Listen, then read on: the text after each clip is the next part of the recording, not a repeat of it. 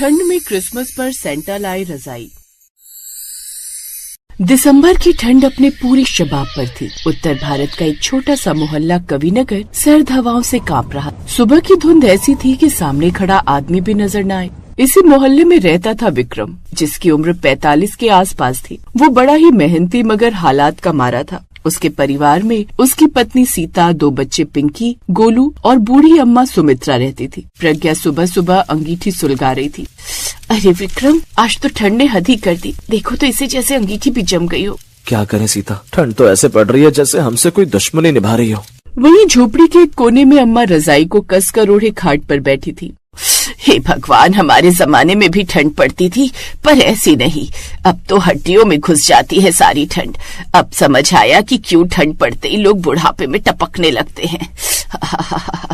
सुबह बाहर काफी कोहरा था और अब नेहा स्कूल जाने को तैयार हो रही थी, लेकिन उसकी ऊनी स्वेटर जगह जगह से फटी हुई थी, जिसमें कई छेद हो रखे थे। ये देख उसकी माँ बोली, बेटी आज बाहर बड़ी ठंड है और तेरी स्वेटर में भी छेद हो रखे हैं। ऐसा कर तू आज स्कूल जाना रहने दे। नहीं माँ, आज तो स्कूल में सेंटा क्लॉज आने वाले हैं। वो सबके लिए गिफ्ट लाएंगे, तो आज तो मैं जरूर जाऊंगी। क्या पता वो मेरे लिए भी कोई गिफ्ट लाए हो। अगर सेंटा आएंगे ना, तो मैं उनसे एक रजाई मांग लूंगी, ताकि हम सबको रात को ठंड में सोना न पड़े। ये सुनकर प्रज्ञा हल्की सी मुस्कान दबा गई। हाँ बिटिया, सेंटा आएगा, जरूर आएगा। प्रज्ञा ने अपनी बेटी को दिलासा दिया और उसे वहाँ से भेज दिया।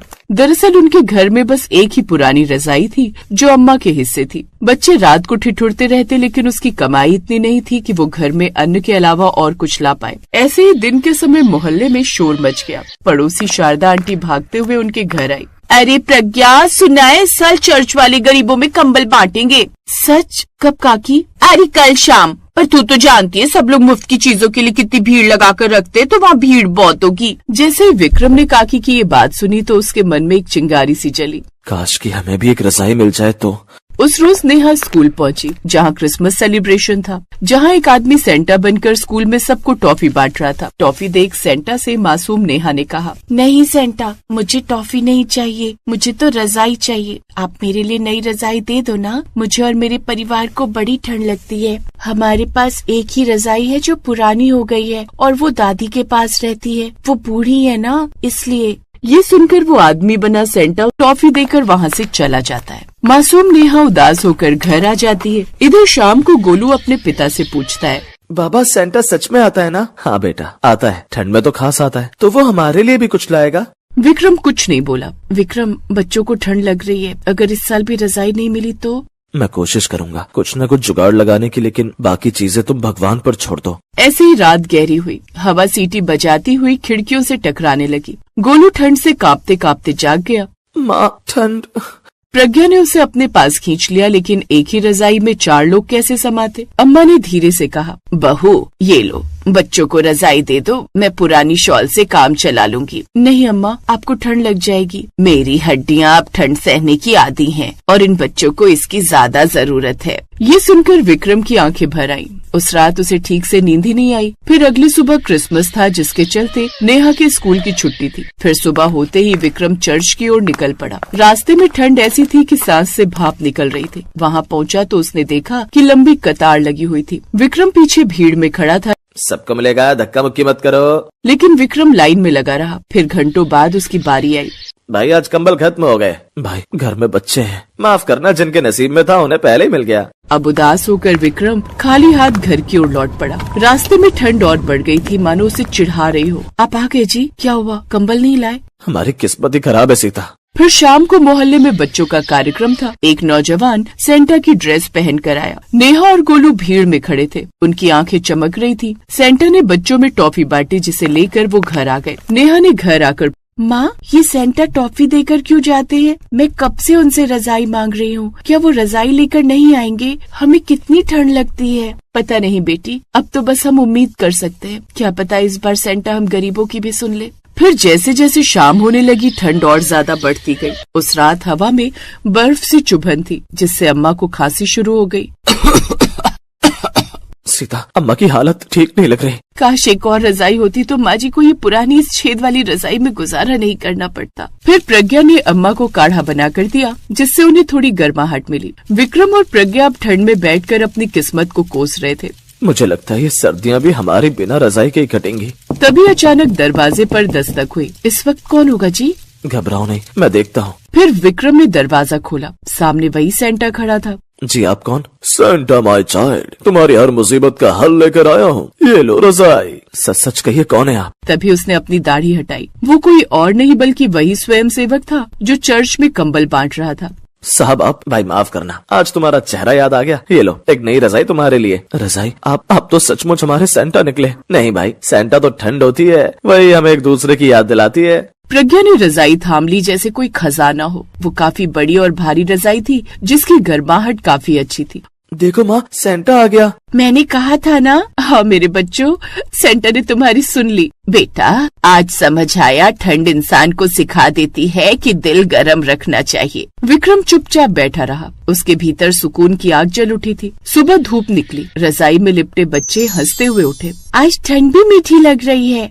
उस मोहल्ले में लोग आज भी कहते हैं कि ठंड ने ही सेंटा को उनके घर भेजा था, क्योंकि कभी कभी ठंड सिर्फ शरीर नहीं दिल भी जमा देती है, और वही ठंड किसी अनजान हाथ से गर्माहट बनकर लौट आती है।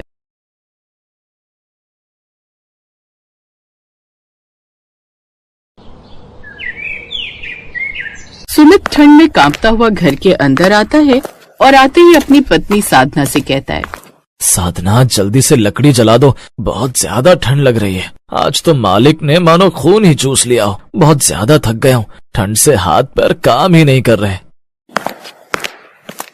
अजी लकड़ी कैसे जला दूं जब घर में जलाने के लिए लकड़ियां ही नहीं है।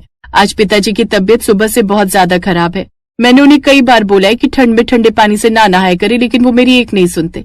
बीमार होने के कारण आज वो लकड़ियां लेने गए ही नहीं।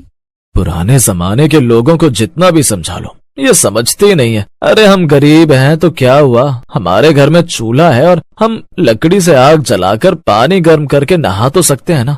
लेकिन पिताजी तो सुनते ही नहीं।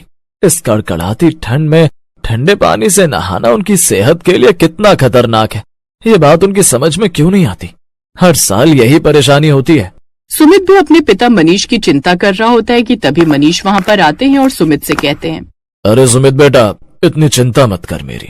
ये सर्दी जुकाम तो कुछ दिनों में ठीक हो जाएगा। तेरा बाप बहुत सख्त जान है, इतनी जल्दी उसे कुछ नहीं हो सकता। ये तो मेरी तबीयत खराब देखकर बहू ने मुझे लकड़ियां लेने के लिए जाने ही नहीं दिया। तभी वहाँ पर खांसते हुए राजू आता है और कहता है, माँ वो सब छोड़ो ना, अब तो ठंडी बहुत हो गई है और पिताजी भी आ गए। आप संदूक में से रजाई निकलवा दो ना। जी हाँ, ठंड बहुत ज्यादा हो गई है और चादर से ठंड खत्म नहीं होती है। वैसे भी चादर बिछ चुके हैं। हमारे घर में एक ही तो रजाई है, उसे निकाल लेते हैं। कम से कम पूरा परिवार उसे ओढ़कर सो तो पाएगा। अब साधना और सुमित मिलकर उस संदूक को खोलते हैं जिसके अंदर रजाई रखी हुई थी। जैसे ही उन्होंने संदूक को खोला, उसमें से 2-4 चूहे निकलकर इधर उधर भागने लगे। साधना ने जैसे रजाई को हाथों में उठाया, वह माथा पीटते हुए कहने लगी, अरे सत्यानाश हो इन चूहों का। एक ही तो रजाई थी हमारे घर में, वो भी इन्होंने खराब कर दी। अब मेरा गरीब परिवार क्या करेगा? इस फटी हुई रजाई में भला ठंड कैसे रुकेगी? अब रात भर ठिठुरना ही हमारी किस्मत में लिखा है। साधना बहू, अब जो है यही है। ठंड में गरीब परिवार की एक ही रजाई है और इसे ही ओढ़ना पड़ेगा, चाहे जैसी भी हो। साधना ने अपने पूरे परिवार के ऊपर वो रजाई डाल तो दी, लेकिन उस रजाई में से बदबू आ रही थी और वो जगह जगह से फट चुकी थी, जिस वजह से पूरा परिवार रात भर ठंड में ठिठुरता रहा और उसे ओढ़ नहीं पाया। राजू रात भर खांसता रहा और सुमित बेचैनी से करवटें बदलता रहा। तभी अगली सुबह गांव का भीम, जो कि सुमित का दोस्त था, वो भागते हुए आया और कहने लगा, जल्दी चल सुमित, गांव के जो जमींदार है ना, उनके घर बेटा पैदा हुआ है, इसीलिए वो गरीबों को मंदिर के बाहर रजाई कंबल बांट रहे हैं। तू अपने परिवार को भी लेकर चल, तेरा नंबर भी आ जाएगा। हो सकता है तेरे पूरे परिवार को 4 अलग अलग रजाई मिल जाए। अगर ऐसा ना भी हुआ तो पूरे परिवार के हिस्से में एक रजाई तो आ ही जाएगी। सुमित ये बात सुनकर बहुत ज्यादा खुश हो जाता है और उसके बाद वो अपने पूरे परिवार को लेकर जहाँ जमींदार जी मंदिर के बाहर रजाई कंबल बांट रहे थे वहाँ पहुँच जाता है, जिसके बाद पूरा परिवार ठंड में लाइन में लग जाता है। लेकिन मौसम की मार थी या प्रकृति का अत्याचार कि तभी जोरों से बारिश होने लगती है और उसका पूरा परिवार बारिश में भीगने लगता है।